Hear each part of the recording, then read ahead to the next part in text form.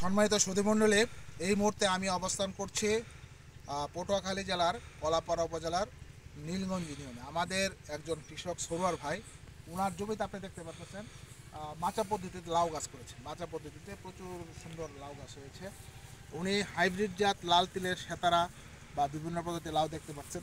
এই যে লাউটা দেখেন আপনারা, এই লাউর বৈশিষ্ট্য হলো সিলিন্ড্রিক্যাল এবং খুব সুস্বাদু। এটা একজনের ফ্যামিলির জন্য খুব উপকারী লাউ।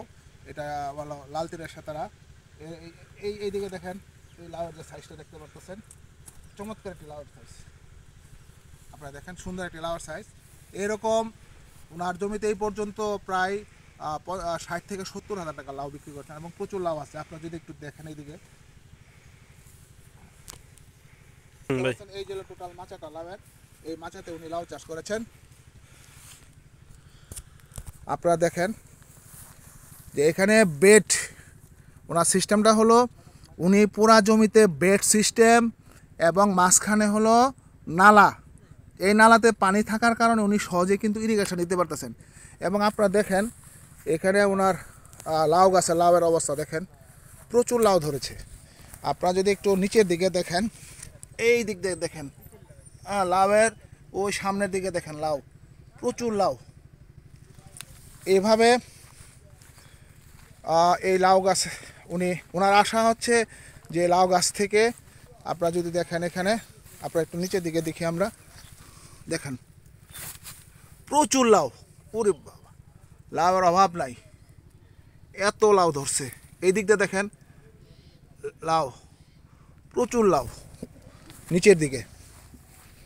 এখনও বোধহয় লাউ যদি 1000-1000 উপরে লাউ আছে ওনার এই জমিতে। আপনারা যদি দেখেন নিচের দিকে লাউয়ের অবস্থা দেখেন, প্রচুর লাউ ধরছে। কিছু কিছু লাউ অলরেডি পড়ে গেছে। তো এখানে উনি প্রায় এখানে 2 বিঘা জমি, 70-80 শতক জমিতে লাউয়ের চাষ করেছেন। এবং দেখেন লাউয়ের অবস্থা দেখেন, লাউ ঝুলতেছে, প্রত্যেকটা জায়গাতে লাউ ঝুলতেছে। এদিকে দেখেন লাউয়ের অবস্থা, প্রচুর লাউ ধরছে, প্রচুর। এই যে লাউ দেখেন অবস্থা,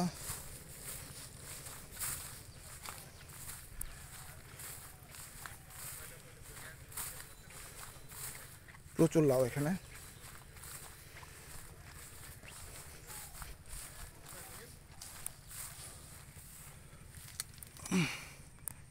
প্রচুর লাউ গাছের অবস্থা, অনেক লাউ গাছ। আমাদের নীলগঞ্জ অ্যাডাপ্টেশন ক্লিনিকের একজন কৃষক সারোয়ার ভাই, ওনার জমি যে লাউ গাছের যে অবস্থা আপনারা দেখতে পারলেন।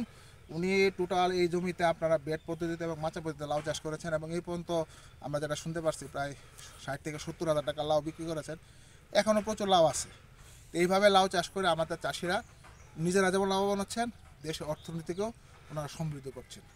আজকে নীলগঞ্জ থেকে আমি কৃষিবিদ বশির আহমেদ, প্রকল্প মেরাজার জলবায়ু পরিবর্তন কর্মসূচি ব্রাক কলাপাড়া থেকে বিদায় নিচ্ছি। ধন্যবাদ সবাইকে।